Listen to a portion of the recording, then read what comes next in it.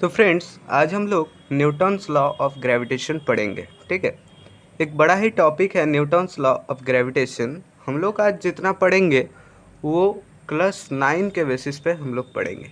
ठीक है, सो हम लोग यहाँ पे सब कुछ डिटेल्स में स्टडी करेंगे। और ये जो हैंड रिटन नोट्स तुमको दिख रहा है, ये मैंने बनाया हुआ है और इसको तुम नोट कर सकते हो। हर एक लाइन में जो लिखा हूँ इम्पोर्टेंट है, और जो मैं हाईलाइट किया हूँ वो बहुत ही इम्पोर्टेंट है। कई बार तो क्वेश्चन भी आ जाते हैं इससे। सो ठीक है, हम लोग पढ़ेंगे न्यूटन्स लॉ ऑफ ग्रेविटेशन। देखो, ये पार्ट 1 वीडियो है, पार्ट 2 वीडियो भी आ जाएगा। पार्ट 2 वीडियो में हम लोग क्या करेंगे, थोड़ा सा न्यूमेरिकल्स करेंगे। एक न्यूमेरिकल्स, दो न्यूमेरिकल्स हम लोग मैं तुमको दिखा दूंगा, उससे तुमको पूरा क्लियर कट समझ में आ जाएगा। इसीलिए चैनल का नाम है क्लियर कट। तो ठीक है, बहुत बात कर लिए, अब चलते हैं न्यूटन्स लॉ ऑफ ग्रेविटेशन। देखो बच्चों, जब तुम किसी बॉल को ऊपर फेंकते हो, when you throw a ball up it goes certain distance upwards. कुछ डिस्टेंस तो जाता है ऊपर में, लेकिन कुछ देर के बाद वो नीचे फॉल डाउन हो जाता है। तो दोस्तों, ये क्या क्यों होता है? ये एक क्वेश्चन वाली बात है। तो ऊपर गया फिर नीचे गिर गया, ऐसा क्यों होता है? इसका मतलब ये है, देखो इस फिगर को समझो। यहाँ पे एक बॉल है, उसको ऊपर फेंका गया और वो फिर कुछ समय बाद नीचे गिर गया। तो इसमें कुछ तो ना कुछ बात है, क्यों नीचे ऐसे गिर रहा है? यही होता है दोस्तों, ग्रेविटी। ठीक है, तो देखो हम लोगों का जो अर्थ होता है ना, अर्थ, हम लोगों का पृथ्वी पृथ्वी कुछ फोर्स से किसी भी ऑब्जेक्ट को खींचता है। बहुत बहुत फोर्स से किसी भी ऑब्जेक्ट को खींचता है। अगर तुम झलंग मार दिया ना, झलंग मारने के बाद तुम कभी भी झलंग मार के ऊपर ही हवा में नहीं रह सकते हो, कुछ देर बाद तुमको नीचे आना ही पड़ेगा। तो इसीलिए हम लोग का अर्थ एक फोर्स मतलब देता है। ठीक है, सो देखो, according to Newton's first law, देखो न्यूटन का पहला लॉ में हम लोग क्या पढ़े थे? According to Newton's first law of motion, we know that a body at rest moves only when a net non zero external force acts on it. मतलब अगर हम लोग न्यूटन्स का फर्स्ट लॉ में क्या पढ़े थे? किसी भी ऑब्जेक्ट है, रेस्ट में है, उसको बाहर से कोई नॉन जीरो एक्सटर्नल फोर्स दिया अगर नहीं जाएगा, मतलब बाहर से कोई भी फोर्स नहीं उस पर एक्ट किया जाएगा, तो वो बॉडी हर वक्त रेस्ट पे रहेगा, मतलब बॉडी कैन नॉट मूव। और सेम बात उसी का उल्टा पे हो जाता है कि कोई बॉडी अगर मूवमेंट कर रहा है, अगर उस पर कोई बाहर से फोर्स नहीं एक्ट किया गया, तो वो बॉडी कभी भी रेस्ट पे नहीं आएगा। ये था कॉन्सेप्ट न्यूटन का फर्स्ट लॉ। तो हम लोग ये बॉल को ऊपर फेंक दिए, अब तो ये कुछ मूविंग ऑब्जेक्ट हो गया। फिर इसके पास कोई अगर फोर्स नहीं, एक्सटर्नल फोर्स अगर मतलब नहीं दिया होगा, मतलब एक्सटर्नल फोर्स दिया होगा इसीलिए तो नीचे गिर रहा है। अगर इस पे कोई एक्सटर्नल फोर्स नहीं आता तो ये तो ऊपर ही चल जाता। यही मतलब इससे तुमको समझ में आ गया कि अर्थ कुछ फोर्स से इसको खींच रहा है। तो ये क्वेश्चन आया था न्यूटन का दिमाग पे। क्या क्वेश्चन आया था? When the ball went up you had applied force on it, then why did it fall back? क्यों नीचे आ गया? न्यूटन का लॉ से तो हमको पता है कि कोई बॉडी मूव कर रहा है तो मूव करते ही जाएगा, उसको उसमें एक फोर्स ऑलरेडी है। अगर बाहर से कोई फोर्स एक्ट नहीं करेगा, which force is responsible for it, ये भी एक बात आता है कि कौन सा फोर्स इस पर रेस्पॉन्सिबल हो रहा है। सो ये क्वेश्चन तुम्हारे दिमाग में आने से पहले सर आइजैक न्यूटन का दिमाग पे आ गया था। सबके दिमाग में नहीं आया था, सर आइजैक न्यूटन का दिमाग पे आ गया था। तुम चाहो तो इसको नोट कर सकते हो, मैं बार बार बोल रहा हूँ क्योंकि बहुत ही इंपॉर्टेंट है। कई बार तो बहुत सारे कॉम्पिटिटिव एग्ज़ाम या फिर तुम लोगों का CBSE स्कूल एग्ज़ाम पे भी आ जाता है। ठीक है, चलो। सो सर आइजैक न्यूटन ने कंक्लूड किया that the earth must be exerting a force on it. किसके ऊपर फोर्स? ये ऑन इट का मतलब है एप्पल।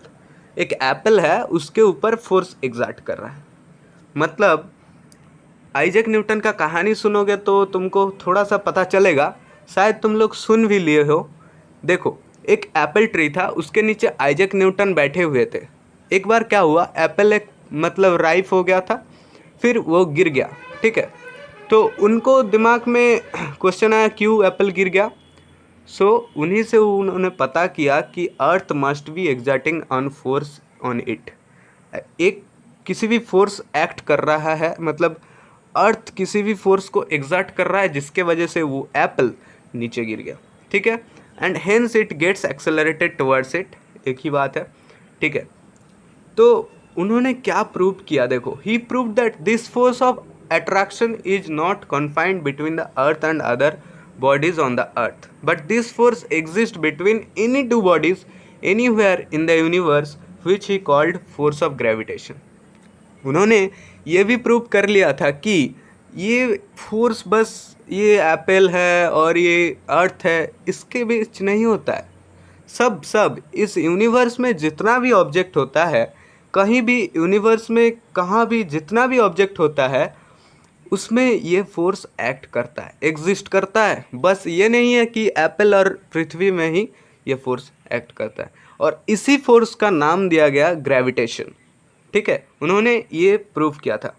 तो उन्होंने कुछ लॉ भी प्रूव किया था, वो लॉ हम पढ़ेंगे। Law of gravitation is applicable to only any two bodies in the universe. ये अच्छा से याद रख लो, लॉ ऑफ ग्रेविटेशन ये बस दो बॉडी में होता है, ठीक है, to bodies in the universe.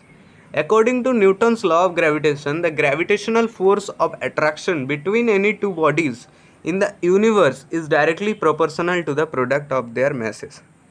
देखो बच्चों, ग्रेविटेशनल फोर्स होता है, ये दोनों बॉडी में अट्रैक्ट करता है, यूनिवर्स का दोनों बॉडी में अट्रैक्ट करता है, और वो दोनों बॉडी का जो मैस होता है, ठीक है, दोनों बॉडी, अब तुमको फिगर दिखेगा तो अच्छा से समझ में आ गया। दोनों बॉडी है, ठीक है, एक एज्यूम कर लो, अपना पिक्चर ड्राइंग कर लो, दोनों बॉडी है और उन दोनों में थोड़ा डिस्टेंस बना के दोनों ऑब्जेक्ट ड्राइंग करो, उन दोनों में कुछ मैसेस है, और वो मैस डायरेक्टली प्रोपोर्शनल, उन दोनों का जो मैस का प्रोडक्ट है वो डायरेक्टली प्रोपोर्शनल टू द, मतलब directly proportional to the gravitational force होगा।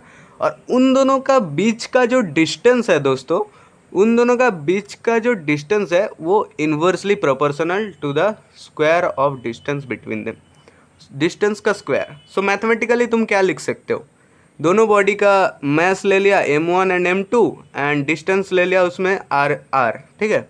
तो क्या हुआ, आर स्क्वायर मतलब हम लोग बता ही दिए थे कि inversely proportional to the square of the distance, then f inversely proportional to 1/r square and F directly proportional, F means here gravitational force, okay, F directly proportional to m1 m2। so दोनों equation हम लोगों को निकल गया है, 1 और 2 equation, where m1 and m2 are the masses of the two bodies, मैं बता ही दिए, और r square is the distance between them।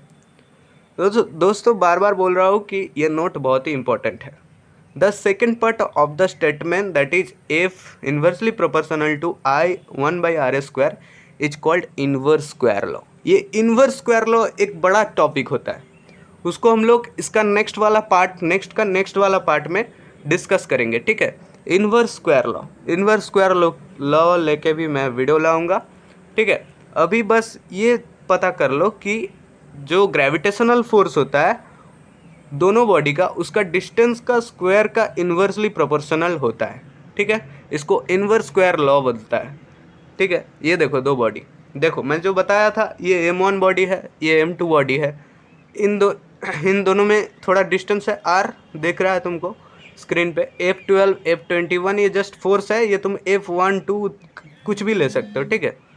अभी मैं जो बोल रहा हूँ, रुको, अभी मैं जो बोल रहा हूँ ना बहुत ही इम्पोर्टेंट है, सो इसलिए इसको अच्छा से याद रखो। So F equals to G, एक फ़ोन आ गया था, ठीक है, कोई बात नहीं, F equals to G into m1 m2 by R square, ठीक है। ये है मतलब इन दोनों इक्वेशन को 1-2 इक्वेशन को तुम लोग अगर सॉल्व करोगे तो ये इक्वेशन आएगा। कैसे आएगा मैं बता रहा हूँ, यहाँ पे पिक्चर पे बस मैं लिख दिया हूँ। अगर तुम कंबाइनिंग करोगे इन दोनों इक्वेशन को, देख ऊपर नीचे हो रहा है, कोई प्रॉब्लम नहीं है। देखो F directly proportional to m1 m2, F is inversely proportional to 1/r square, so दोनों इक्वेशन है। इन दोनों इक्वेशन को हम लोग कंबाइन कर दिए। कंबाइन करने के बाद ये आया F directly proportional to M, मतलब proportional to m1m2 by R square. ठीक है, अब हम लोग कुछ कांस्टेंट लगाए g, और उस कांस्टेंट का नाम है g लगा के उसको इक्वल किए।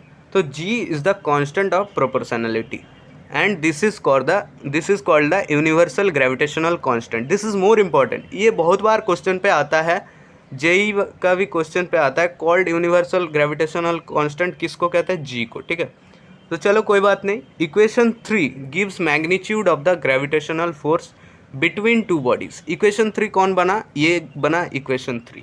Equation 3 gives magnitude of the gravitational force. उन दोनों का जो ग्रेविटेशनल फोर्स है उसका magnitude between two bodies of masses m1 m2 separated by distance r। ये स्टेटमेंट बहुत इंपॉर्टेंट है। उसके साथ साथ the direction of this gravitational force is along the line. ये जो लाइन तुमको दिख रहा है ना, इसके लाइन में ही ग्रेविटेशनल फोर्स का डायरेक्शन बनेगा। ठीक है, जो एप्पल और अर्थ के बीच में जो डायरेक्शन है वो लाइन पे ही होगा। And the line joining the centres of the two bodies, जो लाइन उन दोनों को जॉइन कर रहा है उसी में ग्रेविटेशनल फोर्स होगा। And acting towards each other, दोनों में होगा, मतलब टूवर्ड्स ईच अदर। ओके चलो if the masses of the two bodies considered above are equal to unity, that is unity हम लोग क्यों बता रहे हैं? देखो यहाँ पे हम लोग यूनिट डिडक्शन करेंगे। ठीक है, इससे हम लोग यूनिट डिडक्शन कर पाएंगे। देखो अब ग्रेविटेशनल फोर्स तो तुमको पता ही चल गया, दोनों बॉडी है, दोनों बॉडी का मास अलग अलग होता है m1 m2। उसमें जो डिस्टेंस होता है that is directly proportional to m1 m2 and the distance is inversely proportional to the distance square is inversely proportional to the gravitational force। ये सब तुमको पता चल गया। ओके कोई बात नहीं, अब हम लोग इसका यूनिट डिडक्शन करेंगे। सो जो फाइनल इक्वेशन बना वो है F equals to G m1 m2 by R square. फिर से एक बार दिखा दे रहे हैं, अच्छे से याद कर लो। और ग्रेविटेशनल फोर्स जो होता है, ग्रेविटेशनल फोर्स याद रखना, ग्रेविटेशनल फोर्स उन दोनों का जो लाइन है, जॉइनिंग लाइन, उसी में एक्ट करता है और उसी में दोनों each other towards force act करता है। ठीक है, अब चलो if the masses of the two bodies considered above are equal to unity, m1 equals to m2 equals to 1 kg। ठीक है, and the masses are separated by unit distance, इनका mass separated किया गया यूनिट डिस्टेंस, वो भी r equals to 1। then equation becomes, देखो तुम बस वैल्यू पुट कर देना यहाँ पे। m1 1 किलो ले लिया, m2 भी 1 किलो ले लिया और r कितना लिया? 1 metre square. Okay then what will be happen? F that implies F equals to G newton. तो अब तुमको एक चीज़ पता चलेगा, देखो thus the constant G can be defined as the gravitational force of attraction between two bodies. इसको हम लोग क्या, अभी कांस्टेंट G को हम लोग क्या डिफाइन कर सकते हैं? कांस्टेंट G को हम लोग डिफाइन कर सकते हैं the gravitational force of attraction between two bodies. दोनों बॉडी का ग्रेविटेशनल फोर्स जो अट्रैक्शन होता है उनमें दोनों बॉडी का, each of unit mass and separated by a unit distance. ऐसे कांस्टेंट जी को हम लोग डिफाइन कर सकते हैं। कांस्टेंट जी का डेफिनेशन आता है तुम लोगों का स्कूल एग्जाम के लिए, नोट कर लो। The gravitational force of attraction between two bodies each of unit mass and separated by a unit distance. इसका मतलब तुमको समझ में आ जाएगा। देखो रीराइटिंग करोगे इक्वेशन 3 को तो वो आ जाएगा G equals to F R square. बस तुमको उल्टा कर देना है। देखो ये 3 नंबर इक्वेशन है ना, इससे तुमको G का वैल्यू निकालना है और उसी को G का डेफिनेशन बना दिया गया। G का डेफिनेशन क्या बना है? Force of attraction between two bodies each of unit mass and separated by a unit distance. वही G equals to F R square by m1 m2। अब बस G का यूनिट तुमको निकालना है। दस ऐसा unit of G, unit of force into unit of distance square. यहाँ पे यूनिट मिसिंग है, तुम लोग नोट कर रहे होगे तो यूनिट ऑफ डिस्टेंस लिखना। ठीक है, so by unit of mass whole square. So Newton हो जाता है फोर्स का यूनिट एंड डिस्टेंस का यूनिट मीटर हो जाता है और मैस का यूनिट kg। ठीक है, ये हुआ SI यूनिट। क्या यूनिट है? SI यूनिट है, newton metre square by kg square. Okay, similarly CGS unit will be dyne centimetre square. ये बताने का कोई बात नहीं, यहाँ पे CGS का यूनिट लिख दोगे तो यही आ जाएगा। ये बच्चों वाला खेल है, छोड़ो। अब देखो लेट m1 इक्वल्स टू, हम लोग कब क्या करेंगे, प्रूफ करेंगे, मतलब g का वैल्यू हम लोगों को पता नहीं है अभी। देखो लेट आते हैं, धीरे धीरे आते हैं, एफ इक्वल्स टू जी कर देंगे, मतलब जो फोर्स होता है अभी तक तो फोर्स मतलब F equals to G into m1 m2 by R square. अब F equals to direct G हम लोग क्यों लिखेंगे, ये तभी होता है जब मैस 1 यूनिट होता है, आर भी 1 यूनिट होता है, then G equals to F. This G is the force of gravitational between two bodies. यहाँ पे तुम बता सकते हो कि जी ही उस ग्रेविटेशनल फोर्स का मैग्नीट्यूड है, मतलब force of gravitational between two bodies, दोनों बॉडी का ग्रेविटेशनल फोर्स जी ही है, एफ नहीं है। Unit mass separated by unit distance, जब unit mass separated by unit distance पे होगा तब जी को, उस कांस्टेंट को ही हम लोग ग्रेविटेशनल फोर्स बोलेंगे उन दोनों में। Then also G has a value. इससे तुमको क्या पता लग रहा है कि जी का कोई वैल्यू होगा, 1 यूनिट हो गया तो जी का भी कोई वैल्यू होगा। तो न्यूटन ने इसको ढूंढने में बहुत देर कर दिया, मतलब उसको Newton could not find the value of G, Newton को आया नहीं जी का वैल्यू क्या होगा, इससे लेके वो परेशान हो गया। फिर 100 साल बाद जाके it was found about 100 year later by Henry Cavendish. बहुत बार ये क्वेश्चन आता है कौन जी का वैल्यू निकाला है, उसका नाम होगा, उन साइंटिस्ट का नाम होगा हेनरी कैवेंडिश, और वो ब्रिटिश साइंटिस्ट है, ठीक है, याद रख लो, वो ब्रिटिश साइंटिस्ट है। Value of G is equals to 6.67 into 10⁻⁻11 newton metre square kg-2, ठीक है। ये है जी का वैल्यू, एकदम इम्पॉर्टेंट है ये। जी का वैल्यू से तुम्हारा हर एक न्यूमेरिकल्स बनेगा, हर एक बड़ा बड़ा क्वेश्चन बनेगा, ठीक है। तो लास्ट में तुम ये बोल सकते हो बस इसका कोई डायरेक्शन नहीं है, इसलिए this is scalar quantity and the dimensional formula m1 L3 m-1 L3 into t-2, ठीक है। ये इसका डायमेंशनल फार्मूला है। क्यों डायमेंशनल फार्मूला है तुम यहाँ से डिडक्ट कर सकते हो खुद से। टी मतलब टाइम हो जाता है, देखो नहीं, हाँ हाँ। ग्रेविटेशनल फोर्स का डायमेंशनल फार्मूला उतना भी इम्पोर्टेंट नहीं है, लेकिन बाहर का कोई एग्जाम दे रहा है तो उसके लिए इम्पोर्टेंट है। Value of G is 6.67 minus 10⁻11 newton metre square पर kg स्क्वायर। तो दोस्तों आज हम लोग क्या क्या सीखे, आज हम लोग बहुत बड़ा टॉपिक सीख लिए, वो है न्यूटन्स लॉ ऑफ ग्रेविटेशन। और इसमें हम लोग पहले देखे कि कोई बॉडी ऊपर जा रहा है तो उसको नीचे भी आना पड़ेगा, इसलिए फोर्स काम करता है, उसका नाम है ग्रेविटेशनल फोर्स। ये कौन बताया था, आइजैक न्यूटन। उन्हीं के हिसाब से कुछ लॉ बना था। But this force exist between any two bodies anywhere, universe के किसी भी दो ऑब्जेक्ट पे हो सकता है, ऐसा नहीं है कि बस उस एप्पल पे होगा और उस पृथ्वी पे होगा, ठीक है। तो law of gravitation is applicable to any two bodies in the universe. According to the Newton's law of gravitation the gravitational force of attraction, बहुत इंपॉर्टेंट लाइन है, the gravitational force of attraction between any two bodies in the universe is directly proportional to product of their masses and is in inversely proportional। ये sentence का मतलब तुमको अगर समझ में आ गया तो तुमको किसी भी प्रूफ आ जाएगा, जैसे कि F directly proportional to m1 m2 and F inversely proportional to 1/r square. What is r? r is the distance between two object, this is the figure, r is distance between two object. ये दोनों gravitational force है, इन दोनों line पे ही काम करेगा। Direction क्या है इन लोगों का, इन दोनों के बीच में एक लाइन एज्यूम किया जाता है, ऐसा नहीं तुमको दिख जाएगा वो लाइन, प्रैक्टिकली नहीं दिखेगा ना, तो वहाँ पे एज्यूम किया जाता है ऐसे, ठीक है। और इन दोनों बॉडी का जो जॉइनिंग पार्ट है वो ईच अदर होता है, ठीक है। इसीलिए हम लोग यहाँ से एक फार्मूला डिडक्ट होता है, F equals to G into m1 m2/r square, क्योंकि दोनों इक्वेशन कंबाइन करके हम लोग को ये मिलता है। फिर g एक यूनिवर्सल कांस्टेंट है, उसको लगा के g into m1 m2/r square मिलता है, ठीक है। अब m1 m2 दोनों बॉडी का मैस है और r है डिस्टेंस, ये मैं बता चुके हूँ।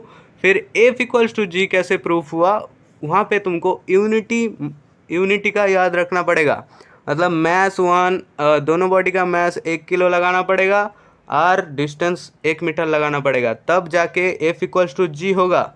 इसका मतलब जी का भी तुमको कुछ वैल्यू है और वो जी का तुम डेफिनेशन यहाँ से लगा सकते हो।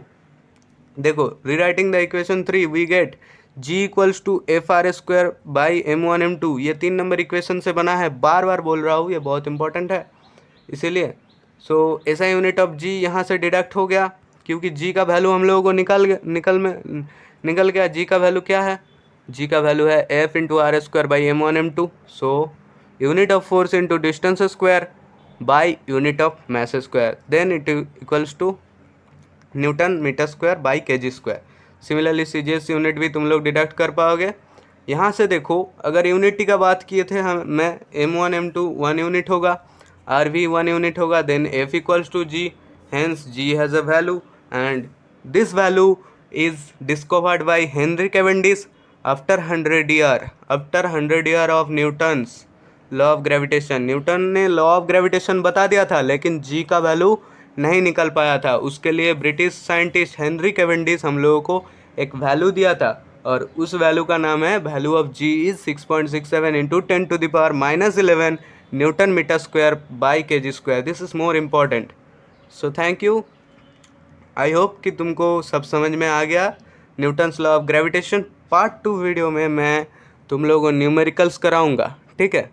फिर न्यूमेरिकल्स करने के बाद हम लोग इनवर्स स्क्वायर लॉ पढ़ेंगे एंड उसका डिडक्शन भी करेंगे एक ही वीडियो में, ठीक है। तो चलो, थैंक यू, बाय बाय। पूरा देख के नोट्स तैयार कर लेना और सब कुछ याद रखना जो जो मैं बोले हूँ, और ये लाइन सब याद रख लेना, ठीक है। Thank you, bye bye.